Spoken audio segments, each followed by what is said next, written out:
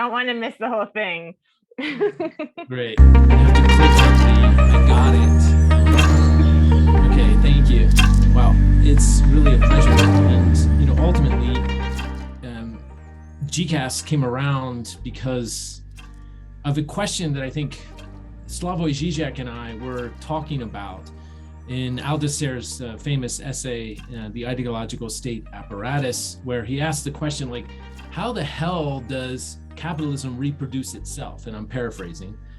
And so we thought, how can intellectuals figure out a way to organize themselves so that they're committed to knowledge, to advancing understandings and concepts, and ultimately advancing the human endeavor to create new worlds that are more equal, more about equality. And so the question that Althusser poses about how do we reproduce ourselves as a mode of production, of intellectual production, came to the fore. And that's where I think GCAS began, back in 2002. And then I started organizing and putting together various things.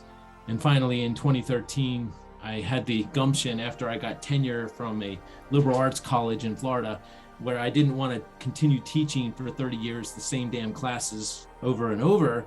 I thought, well, let's just figure out a way of doing this. Let's throw ourselves into it and see if we can reproduce ourselves in a way that's debt-free for our students, that's cooperative and co-owned with all of you, actually. And that's where I think the Global Center for Advanced Studies began. And since then, it's been a wild and crazy ride, 8 years, up and down, roller coaster. And now we finally are able to organize an amazing certificate program with the leading, intellectuals and theorists and analysts like yourselves. And that's what is really a privilege to see this happen. And so that's sort of the backstory. Make sense? Yeah, it's fantastic.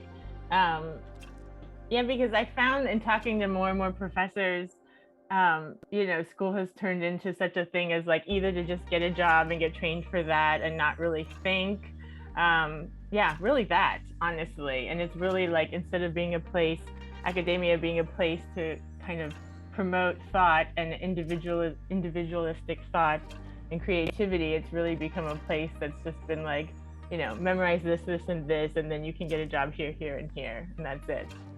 Yeah, totally. And what's really amazing is when you create an environment where you don't put students into jeopardy financially, they're free to explore. They're not under pressure to get a job to pay back the debt that they're in order to be engage in education. So that's what's really, I think, incredible about what we do is we're able to reach environments in places where you would never be able to go under debt education. And that's what's really cool. So thanks. Yeah, it's really a privilege to be here. Thanks. And it's also international and online, which is important to mention for anybody listening that doesn't know about GCAS already. So you can be anywhere and be earning these degrees. That's right. We've actually had over 40 different seminars in different places around the world, like from Havana, Cuba, New York City with Oliver Stone and others, with Braha in Paris, and Luca Rigarai in Paris as well. And so, and actually in a couple weeks, we'll be having another live seminar here in Mexico City. So it's really fun, where it's kind of a hybrid. You can do it online and remotely, but also materialize yourselves in a kind of Deleuzian structure of virtual actual. And so it's really cool.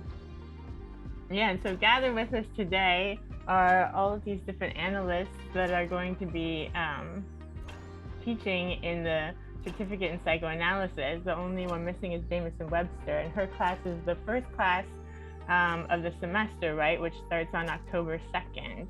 And she'll be teaching on conversion disorder, which was her most recent book. So maybe we should talk in kind of the order that the classes are scheduled. I should say up front, I'm not an analyst. I'm a filmmaker who's interested in psychoanalytic theory, which probably makes me definitely makes me the least qualified person here, but I'm very glad to be here and I very much enjoy collaborating with GCAS. But I'm actually repeating a class I did last year. I'm going to adapt it. What I found really interesting with GCAS is it's given me, I don't work in academia. I was involved a little bit in academia, but sort of, I think the age that I was coming through everything, I really felt all these things that Creston was talking about, the neoliberalization, the debt. I didn't really believe in it. So I've kind of, I left academia to become a teacher, thinking I was escaping the same thing, but I wasn't. It was kind of possibly even, more extreme there. And I found myself at the time, the students would always tell me I'd have this constant slip where I'd say, never mind, endlessly. And I think it was this real, symptom of just like, I couldn't bear this weird form of intellectualization that wasn't really the intellectual. As you were saying, Vanessa, losing sort of the creative aspect. My work is within film, sort of within the arts. And I don't see there being so much of a division between the intellectual and the creative. And this is something that maybe people don't agree with me in the arts, but I don't know, that's what I believe in. But GCAS has given me the opportunity to sit and reflect on my own thoughts. And then in delivering the classes, coming to sort of understand what I think. I've enjoyed podcasting over the last couple of years. I'm not very much a public person, I'm quite shy, but doing the public conversation to anyone who might listen, or a conversation in public, I guess, is similar to the sort of psychoanalytic practice of, discovering more about yourself than anything else in having a dialogue. And I think we're in this really monologic age, with the way the privatization of the university, the privatization of learning, having to get so much into debt for something that really isn't that valuable, what is being sold to students today.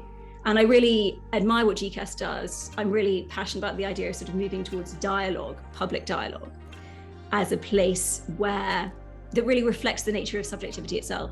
That we aren't these closed off beings, we are within the other. We require the other to reflect back to ourselves, So the course that I'll be doing is about contradiction.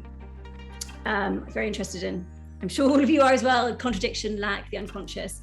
And I'll be looking at how contradiction manifests itself in 4 different realms: psychoanalysis, or what psychoanalysis can do to help us reflect on contradiction, the political, language and the art of language, and film. I think film is a particular medium that has this philosophical, it can be used as a philosophical tool to get us to confront the contradictory nature of subjectivity and desire. And unfortunately, what we mostly see today is a sort of film without its true impotence in the name of profit, in the name of ideology. And I think people know this and feel this, and I really am passionate about sort of restoring film to its truly emancipatory potential. And so I'll be talking about how we attempt to repress contradiction within our society today, but that of course only inevitably leads to a return of a repressed that's potentially even worse. And I'll be looking at how maybe we can bring back contradiction to things like the political, and how language, psychoanalysis, the art of language, and film can help us come to terms with contradiction, really bring it to the fore rather than repress it. I love that. And I love how you brought up the podcast as well. Obviously, we're on a podcast. And I found the same thing. I leave the podcast very open, and I don't prepare questions ahead of time because I treat it like a session in that way, where I just want to see what comes up and what's kind of generated. And I love how you phrased it, that we learn about ourselves through the act of speaking. So that's really fabulous. I feel like if anybody wants to comment on each other's classes or what they brought up, that might be nice as well, because I feel like what Helen just brought up was so rich. Thanks so much. I've been talking to Mary Wild a lot lately, and of course she talks about film and psychoanalysis all the time. So I've been watching films more and more from a psychoanalytic viewpoint, not from like reading or studying about it like film theory, but just from my own kind of lens. And I feel like I'm getting such a different experience than I used to when I just thought of film as entertainment. It's really so much richer, and it's really a place where artists can really put the audience in an all-encompassing space where all of these kinds of emotions are evoked for this kind of set period of time, especially in the theater, as opposed Absolutely. to now. And I think just what you were saying about sort of theory or film theory, I think a lot of what Todd McGowan's talked about this a lot. And I remember reading an article of his a few years ago and thinking like, oh my gosh, somebody official is actually saying this is brilliant. But I sort of felt that a lot of film theory that uses the name psychoanalysis maybe doesn't reflect the true dynamics of psychoanalysis and the kind of ambivalence of psychoanalysis itself. And I think that often what is taught in film studies and film theory doesn't really capture, for instance, the whole dynamism of like a Lacanian perspective, for instance. So I really appreciate what Todd's doing. Absolutely.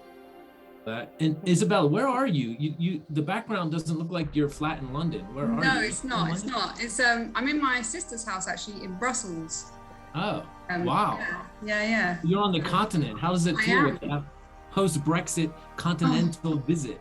It's so nice. It's just like a breath of fresh air to be, even though there's loads of dog shit outside, it is actually a breath of fresh air to be in Brussels. It's really nice to be here actually, and to feel part of Europe again for a moment until I have to go back to the grind in London. But yeah. I was just thinking about you with film too, because as I said, I've been listening to Mary Wilde a lot, and I just listened to your discussion that you did with her, and I have to go and rewatch Ex Machina. So, yeah. For that. Yeah, very, very good film.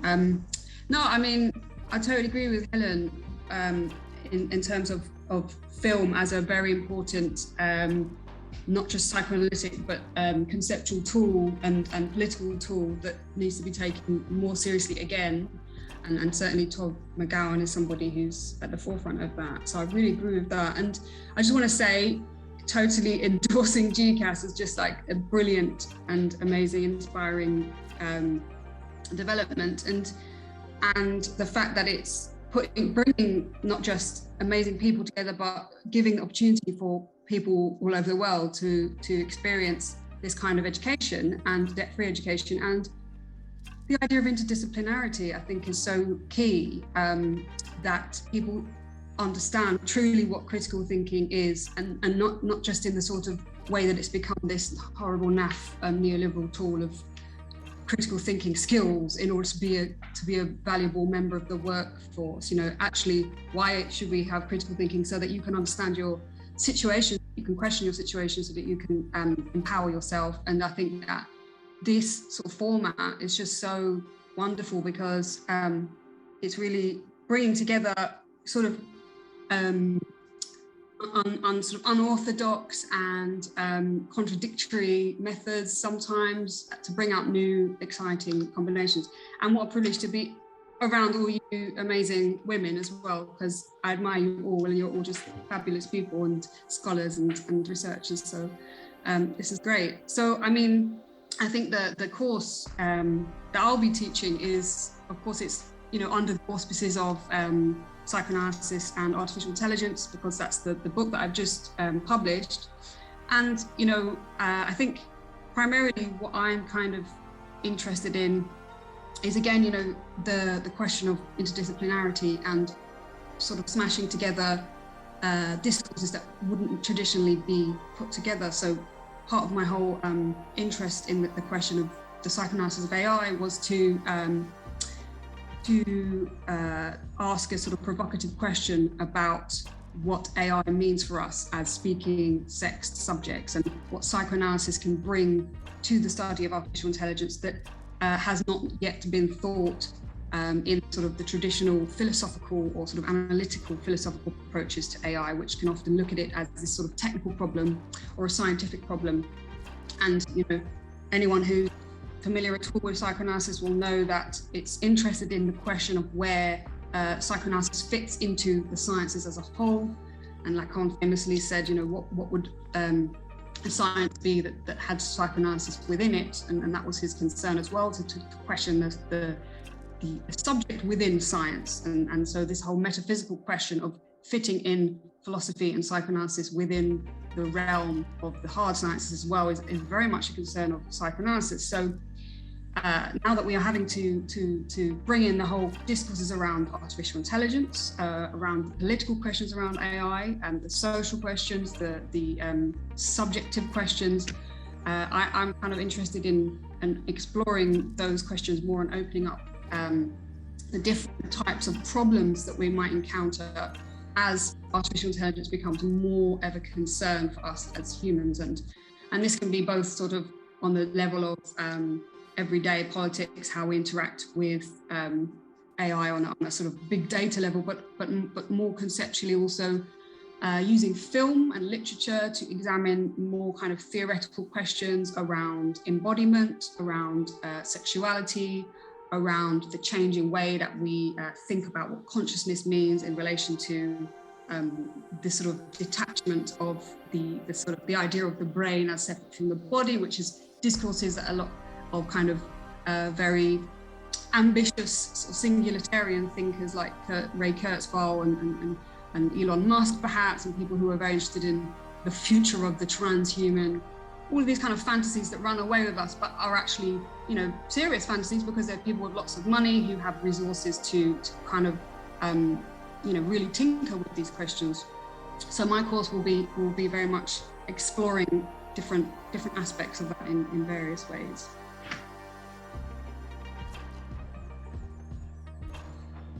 Yeah, and Isabel knows how much I love her work, and how I told her to hystericize the whole discourse around AI and this technology, which is so important, because we really don't want the tech bros to build our entire future.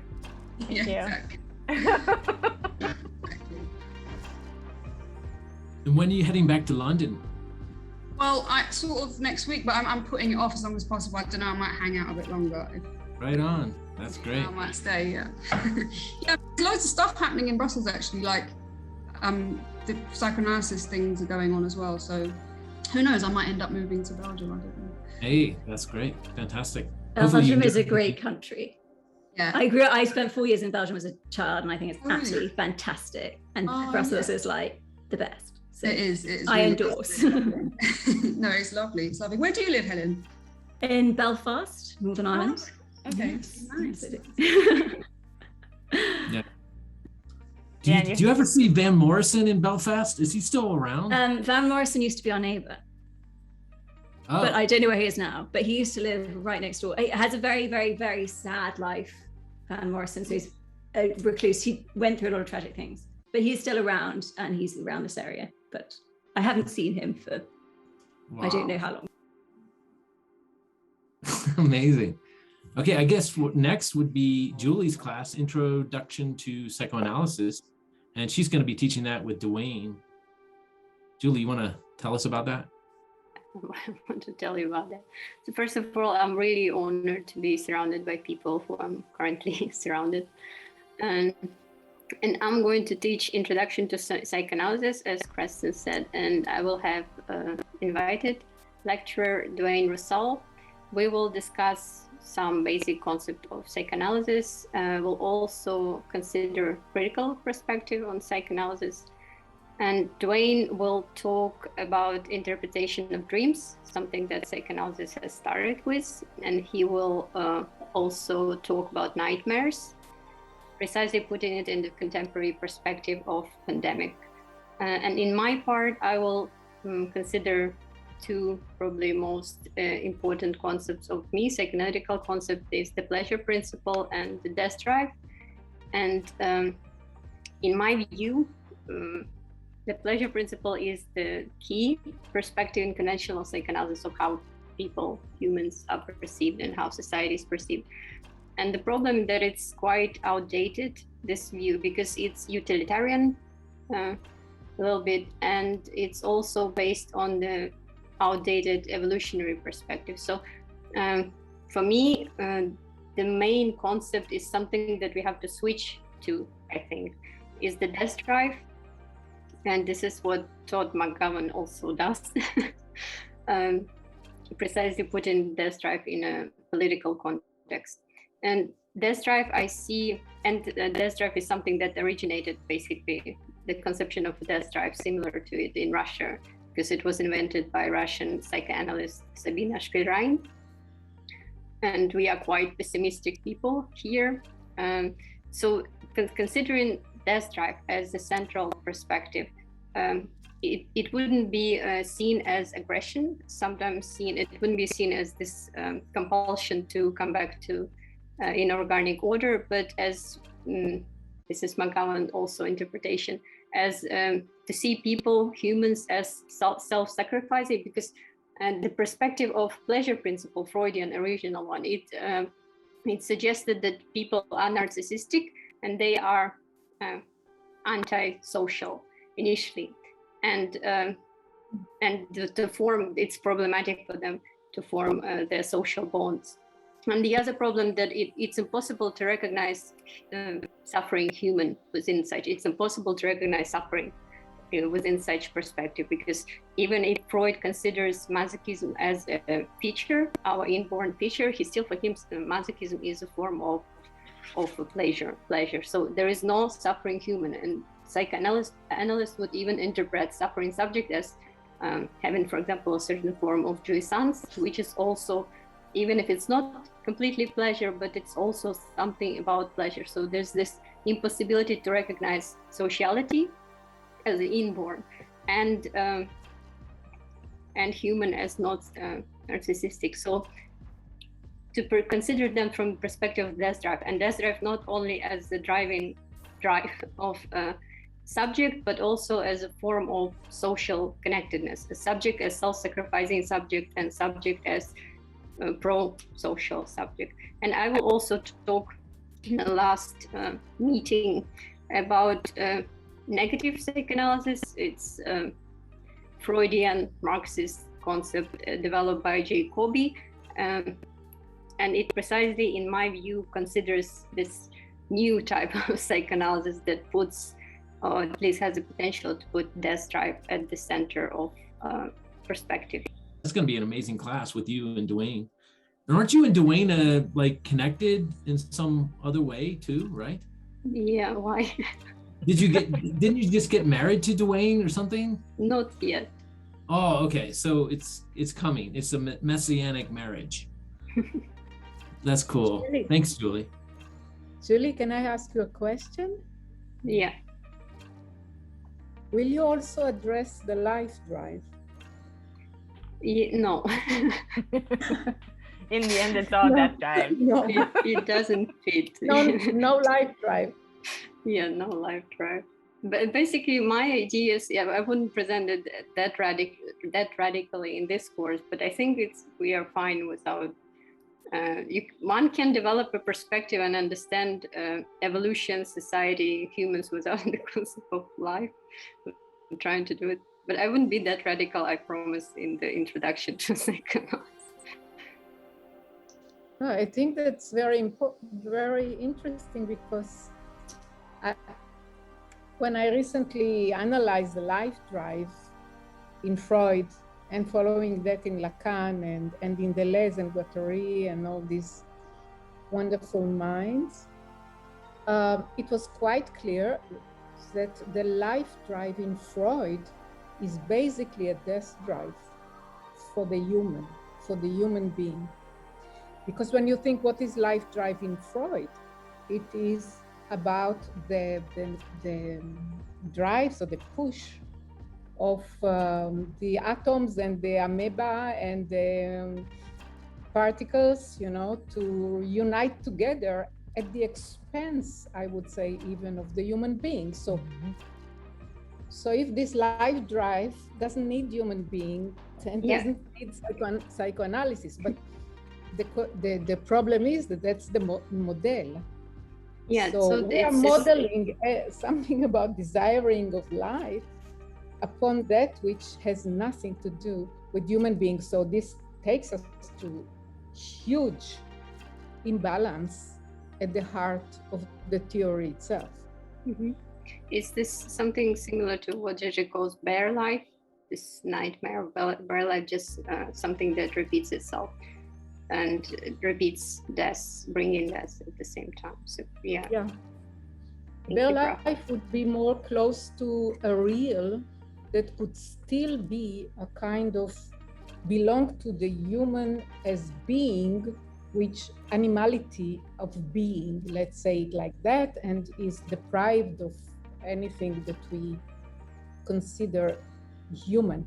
But it still relates to a unit, which is a complex animal unit that human beings are.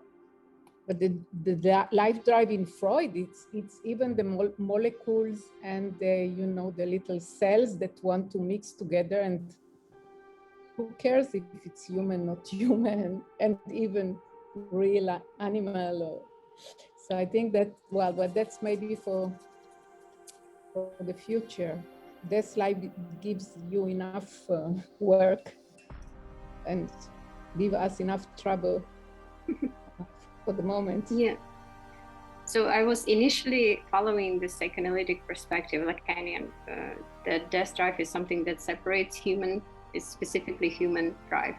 And I recently wrote a paper on death drive of evolution, and it looks to me that it's not only human, but the human drive, but also the driving force of evolution itself. And human are, what we call human is just the kind of constellation of this destructive drive of, not of life, but of evolution. Yeah. That's amazing. I would love to read that.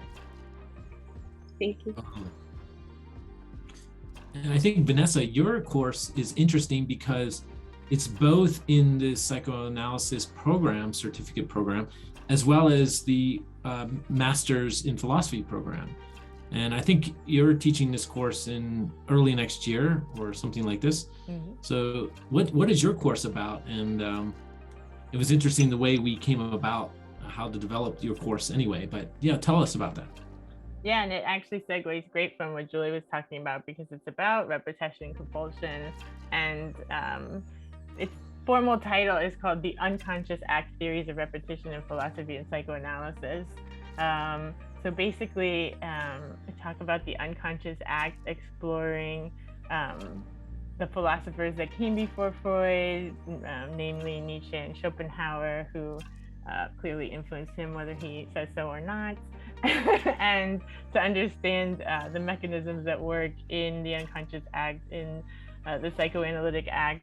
And we also come to talk about the act, of course, in theater and tragedy.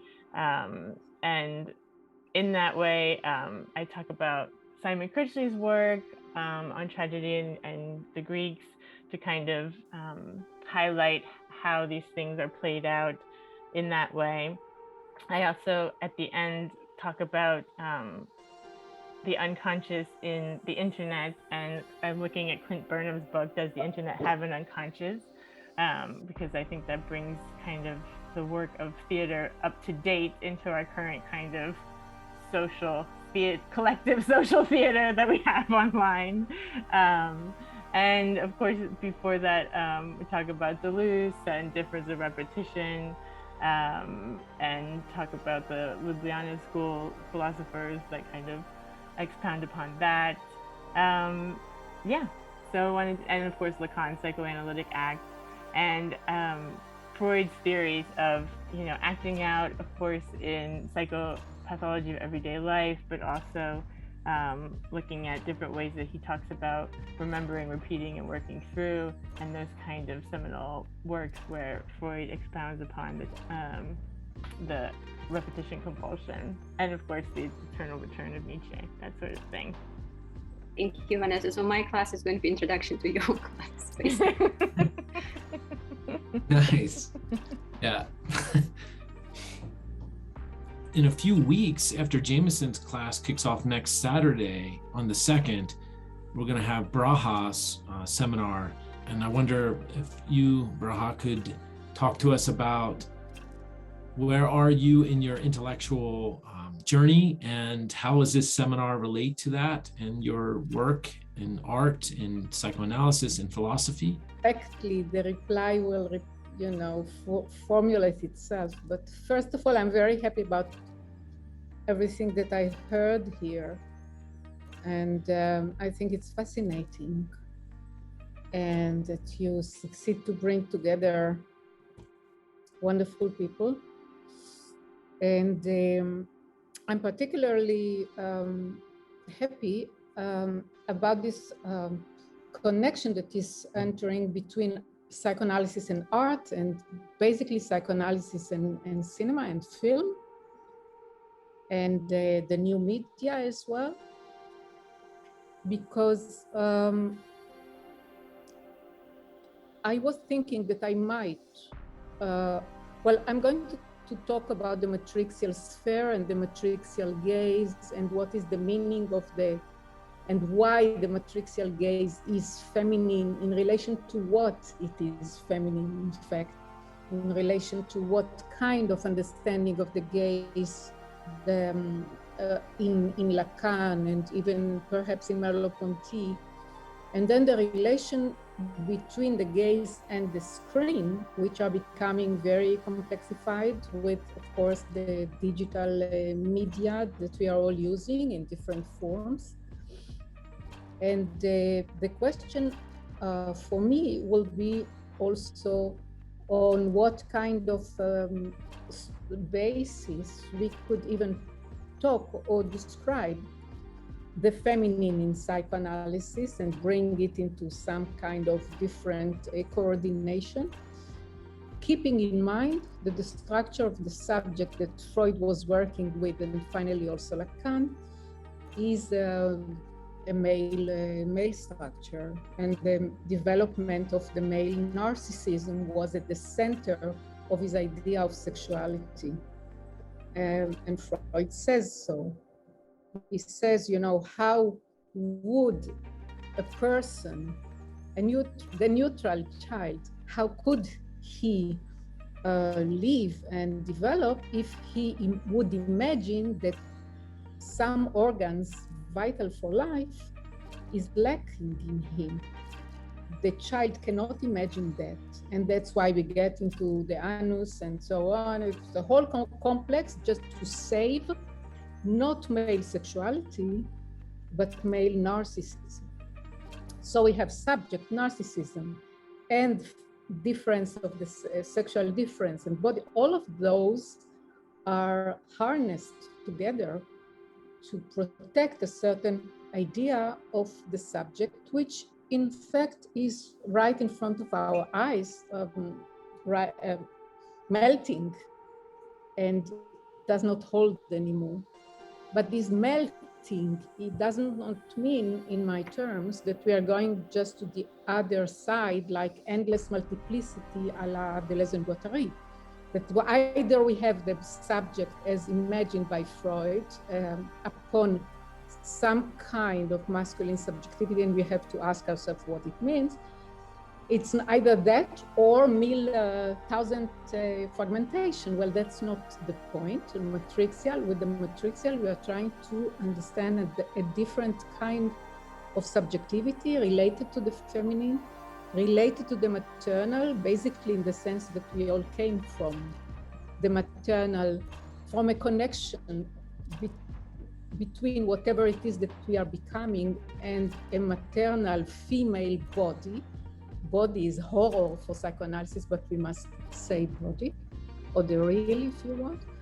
And then in that trans-connectedness that we are all formed, well, what would that teach us or bring to us in terms of the relation to the object, to the relation to other subjects? And I talk about the matrixial gaze in relation to the phallic gaze, but also in relation, and which is even more important today, to the symbiotic gaze. Because today, and here we go to the digital stupor I'm going to talk about, the question is how to separate subject and screen, the eye and the screen. A very different situation than the situation when Lacan talks about the eye and the gaze in the 50s, in the 60s.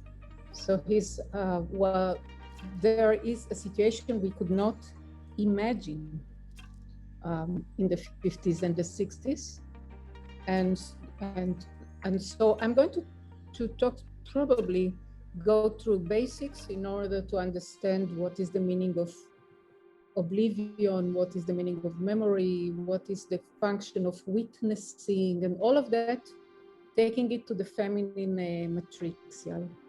Now, I think that I'm going to relate to some films that were interesting to me and I analyzed in the past, like Hiroshima Mon Amour. And so try to show this matrixial gaze and scream via Marguerite Duras and Alain Resnais, and the certain question of love and the tragic. Julie, you're invited to talk about love in my seminar if you want. She's very strong on love right now. And I'll keep to the tragic and to trauma, to the question of trauma. And perhaps even I might relate maybe to Almodovar, though other people wrote about Almodovar and the matrixial gaze and the question of feminine transgendering, transgressing within to the feminine, coming back, Tiresias. What else? And basically, I don't know, because this is a constant conflict in me. Should I go to the basics, like things I was thinking 30 years ago, and explain the matrixial structure and subjectivity and what's the meaning of that? Or should I jump with the students to what I'm working on now, which has to do with my art? Has always had to do with, then when you talk about now, it becomes intensive. What are the forms of that I'm dealing with in my art? Takes us to body, to spirituality, to and that's I cannot solve it. I'll solve it in the last minute, and with the students in a way. I'll see what make them fly. I'll see what is important for them right now. I don't know if I can talk only about what interests me now, but it was the life drive. I mean, the catastrophe of life of a death drive disguised as life drive, and how we pay for that with our relation to the earth, with our relation to one another and to the cosmos, and or to talk about the digital stupor. So sexual difference will be central to all of that.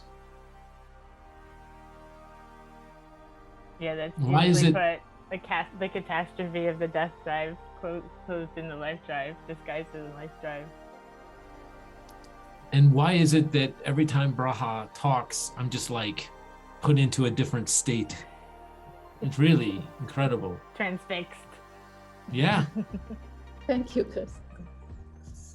Thank you. I suppose that when I start to talk, especially when I start to talk psychoanalysis, I have that sense of, on the one hand, we have a very, very rich theoretical field that 21st century cannot be imagined without it. And also the 20th century cannot be imagined without it. And some of its structures we keep. For example, there's no sexual difference will not enter the question about consciousness and the unconscious, and how do we reformulate it. There will be unconsciousness, there will be consciousness, and we will navigate, right? So some of it is absolutely necessary. We cannot even understand philosophy without it. And some of it is extremely influenced by the social, by the biology of the time of Freud, by social habits. And there we enter a different catastrophe, at least for half of the population, at least. So how to keep some of the baby and some of the water, and not say altogether, I don't, I push it aside. There was this old question, Marxism, psychoanalysis. Well, this old debate still goes on, and in my feeling is not relevant. It's not relevant. I mean, we cannot ignore the structuring of the psyche and subjectivity, or we cannot ignore social bonds, question of responsibility enters.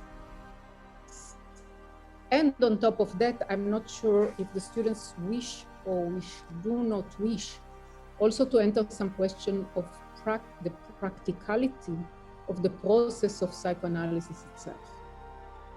You have two people sitting there in a room, and we are still asking the question, what moves between them? Is it the word that we are saying? Is it the images?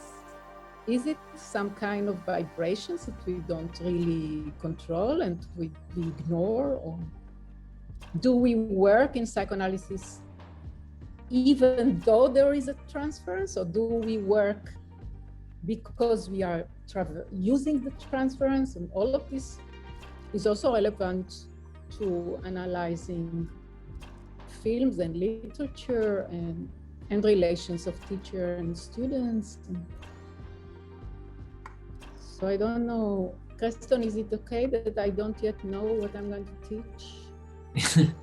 I think that's the perfect seminar where you just explore as you move through the material. It's going to be amazing.